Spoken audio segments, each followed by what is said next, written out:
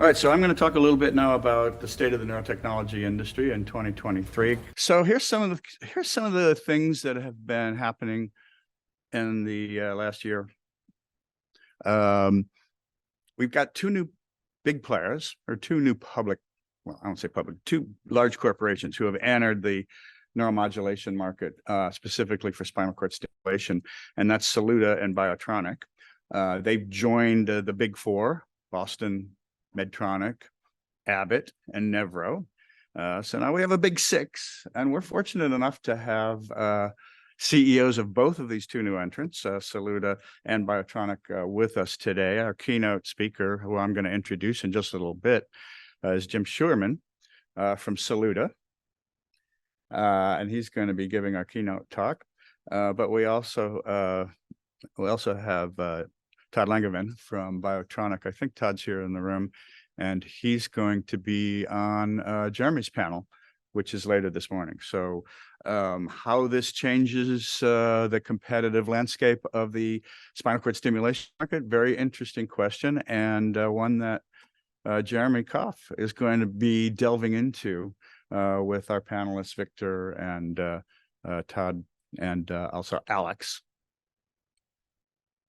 Wouldn't be complete to talk about what's been happening in the neuromodulation industry without mentioning some of the negative studies and reports and articles that have come out specifically about spinal cord stimulation. And we're going to have a session later this afternoon where one of the authors of those negative papers is actually here with us, and we'll have an opportunity to let him speak, and but also an opportunity for him to respond to questions from us. So that'll be an interesting panel this afternoon at 4:15. Many of you will recall that a company called StimWave was indicted by the Justice Department earlier this year, as was their CEO, Laura Perryman. We've been covering that story in Neurotech Business Report for some time now. As a result, they essentially went out of business. A new company called Curonics came in, picked up the assets, and they are now pursuing marketing with essentially the same technology and a lot of the same inventory, a lot of the same clinicians. But again, we'll be talking about the PNS market, where they compete. Also had a lot of turnover at the large companies: Medtronic, Nevro, LivaNova, new CEOs in place there. Been a lot happening in the area of flexible implants. We'll talk a little bit about that later. Brain biomarkers, another key trend from the industry. And these are biomarkers for psychiatric disorders, biomarkers for chronic pain.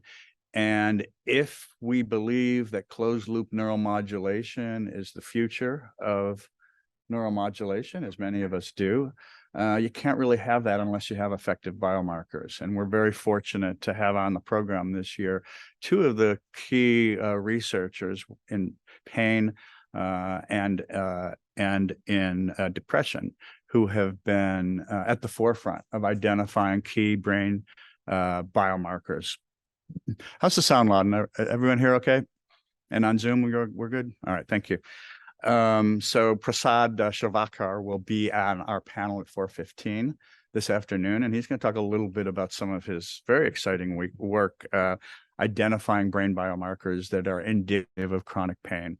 And tomorrow we have Chris Rozelle from Georgia Tech, who's going to be talking about some of his very recent work identifying biomarkers and other forms of indicators of psychiatric disorders like major depression.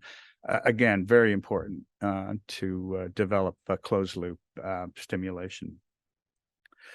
If you get an opportunity to read the current issue of Neurotech Business Report, and again, we don't print it anymore. This is our first year. 22 years of print. In 2023, we went all electronic. So you can find the PDF of the issue in the current in the attendee site. But there's an article about some troubles at Kala Health, which is really sad because it's a promising company. They had some great success in getting favorable pricing from CMS, getting CPT codes that were specific to their product. But unfortunately, as many of us have heard, reimbursement is really like a three-legged stool. And CPT coding and pricing are two of the three legs. But guess what? Without coverage, you're going to be teetering. And so Kala is teetering. Their CEO and CFO are gone. And at the moment, they have two co-presidents, Deanna, and unless there's something new. Jojo, did something new just happen? Okay. Yeah, so the last I heard, which was like a week ago, the founder of the company, Kate Rosenbluth, and Deanna are co-presidents. So there's still, an opportunity for them to turn it around, and we tell the story. It's really part of a larger story of reimbursement issues affecting the whole industry, and we're going to talk about that more today. And again, not to be completely negative, there have been some less than favorable events happening in digital health, and we'll talk a little bit about that in a bit. Jojo, can we move to the next screen? So this is a very recent snapshot of how we see the implanted pain neuromodulation market. Now you can see that the blue on this chart represents PNS devices, whereas the orange is SCS. So clearly, for the next few years, implanted spinal cord stimulation devices are going to dominate. But we see still solid growth rates, either in the high single digits or in the low double digits, but reaching a $6 billion market by 2026. And this is data from our newly published report, the market for implanted pain neuromodulation systems.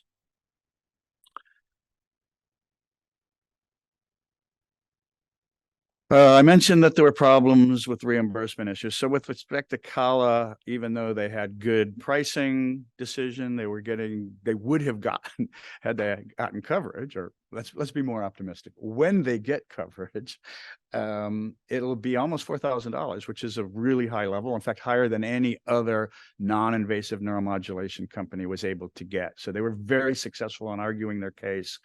Initially, CMS said, "Oh, we're going to reimburse you at the TENS rate," which would have been maybe $300-400, which isn't going to cover their device, right? So they argued successfully to no, we're not a TENS device, and got CMS to change their mind and say, "Okay, sure, we'll give you a higher rate of reimbursement." Unfortunately, the two contractors that control most of the local MACs, which in the United States, just recently made a recommendation for non-coverage. Now, if you read the article, you'll get a little bit more of the background as to why they made that decision. And it's not necessarily a final decision, it's just a recommendation. And clearly the company is going to try and reverse that. But at the moment, it's been a serious threat to Kala. Bad typo on here. TCET is the proposed alternative from CMS to replace the MCIT program, which got canceled in the early days of the Biden administration. And it's not as good as MCIT. The limitations are, for one, you're going to have to do coverage, what is it, CED? You're going to have to do trials post-market. So you'll get a national coverage determination, but they're limiting it to only 5, or they're proposing that it be limited to only 5 companies. And of course, that's something that AdvaMed is trying to fight.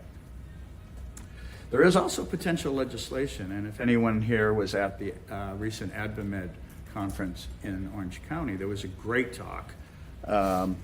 Is this not? Oh, this is like fading out, isn't it? Oh, yeah.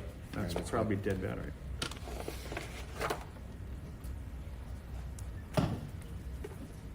So at the recent... is that better? Yeah. At the recent AdvaMed conference, there was a great talk on TCET, and one of the speakers was actually a former staffer for Kevin McCarthy, who many of you know as the former Speaker of the House. But she was very knowledgeable about the legislation, which would codify MCIT. Now, again, the difference between the MCIT is that you would get under MCIT, you would have gotten 4 years of guaranteed coverage if you were a breakthrough device product once you got approval. You'd get a national coverage determination. Well, that got canned by CMS, and she actually talked a little bit in our article in this month's issue. There's a little more background as to what happened there. But at any rate, there is potential legislation. It has bipartisan support, which in a normal year would be great because it means a bill would get passed. This is not a normal year, as anyone who reads the newspaper knows. We'll be lucky to have a budget passed. So getting this proposed, legislation approved, probably not going to happen. Also, Washington State has always been an issue.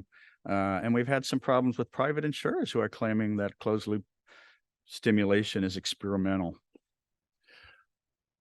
All right, can we move on?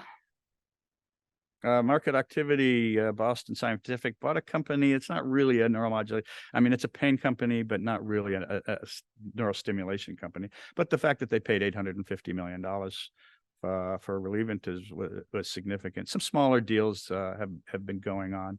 Jojo, let's move ahead. I mentioned some problems in the digital health world. Paratherapeutics, which was a high-flying, basically software company, filed Chapter 11. That did not help. Just recently, Akili had a restructuring, and their CEO has stepped down or actually moved over to be chairman. But basically, they've decided to move from a prescription model to a non-prescription model. The price of their stock took a big dip. It went from $250 down to 33 cents. Now I think it's about half a buck, but it's not good. Abbott is not a digital health company per se, but they have digital health tools that are used as an interface to both their DBS and their SCS products. Well, they had a class 1 recall that had nothing to do. And by the way, class 1, it sounds like, oh, not so serious. FDA uses screws.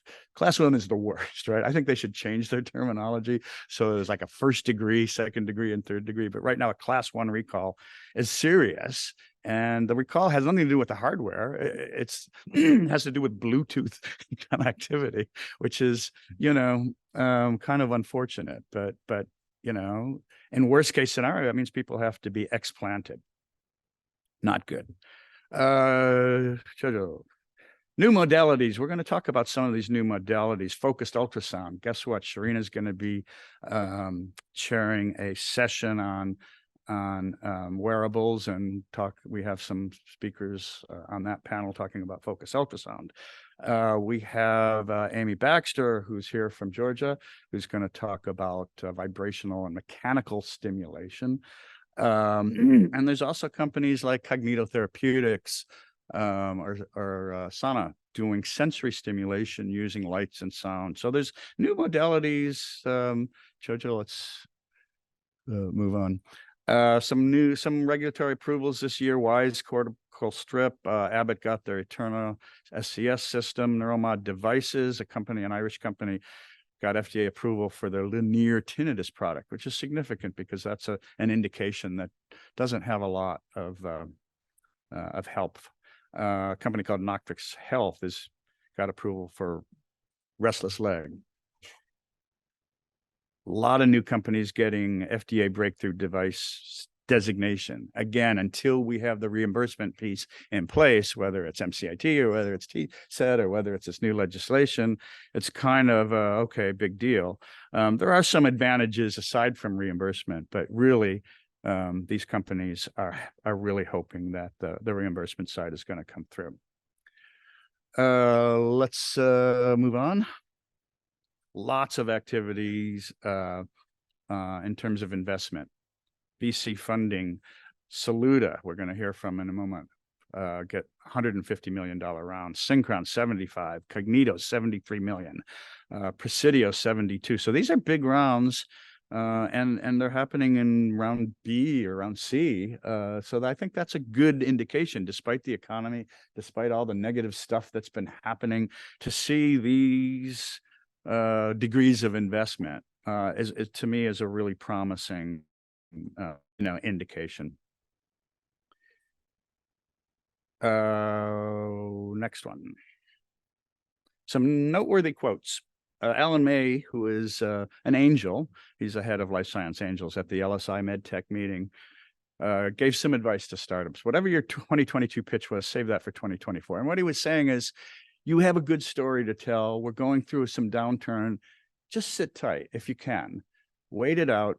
Next year, they're going to be a lot better. Dust off your pitch from last year and it'll still be good. That's his, of course, optimistic projection, but I think there's a lot of basis for that. So let's see. I like this quote. Ian Burkhart, who's a user, he's a quadriplegic who's been implanted with a brain-computer interface. He was talking at a government security briefing that Jojo Platt covered for us. Thank you, Jojo. You did a great job. And, the talk was about, the government or anyone, the privacy of neurotech signals. And Ian said, if any government wants to see the neural signals about my intention to move my right arm, they're more than welcome to it. So I thought that was kind of cute. Richard Faust, who is the CEO of Microtransponder, was speaking at the recent AdvaMed conference. We'd rather have a fast no than a slow yes. And what he means there is companies can waste, if you're a startup, waste just so much time and effort trying to get approval or any kind of answer from investors or partners. And for him, it's almost better, to get a quick rejection than to get drawn out for months and months waiting to hear. Finally, Dan Powell from Spark Biomedical, who will be speaking. Unfortunately, he's come down with a condition and can't be here in person, but we're going to hear from Dan later. He's talking about addiction, and he says this is the only disease that convinces people they aren't sick, and that's sad, but true. So I wanted to just leave you with Jojo, next slide. So some of the key topics in our later on today and tomorrow, Jeremy's session on changing landscape in SCS and PNS. We have a session also that Victor Peikoff is going to moderate on Neurotech's role models. That's kind of interesting. What can we as an industry learn from other industries like cardiovascular, like the pharmaceutical industry? So we're going to delve into that. I mentioned our session at 4:15 today, where we're going to be talking, we'll have a frank discussion with some of the naysayers who are out there. How do we respond to negative reports? Sharina is going to be talking about wearables. And then we're going to have a great session that Jojo is moderating tomorrow on advances in psychiatric disorders. So before I introduce Jim Schuerman, who's our keynote speaker today, I just want to leave you all with a personal comment and a personal observation from my days long ago as an undergraduate at Case Western Reserve University. Many of you know that some of the leaders of our industry were there, but when I was a senior, I had a senior advisor by the name of Vernon Rowland, and he was a professor in the psychiatry department at the medical school. And Vernon Rowland was significant for a couple of reasons. Number one, he was one of the first people to talk about DC potentials, steady state potentials. And now people are talking about LFPs as a very significant element in neural communication. But the other reason that Vernon was significant is that in 1972, now this was before I had entered Case, but in 1972 he was co-chairman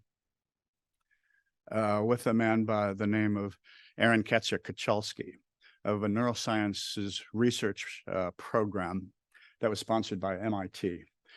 And Kachalski was a brilliant scientist who had these novel ideas about neural cell assemblies and how they could, basically form and create, today what we talk about as neural circuits. But some great work came out of that neural research program during the 70s. MIT sponsored a number of these. And so for be 3 or 4 days, they would go to Cambridge. And so they assembled some great scientists, and Dr. Rowland and Dr. Kachelski were there.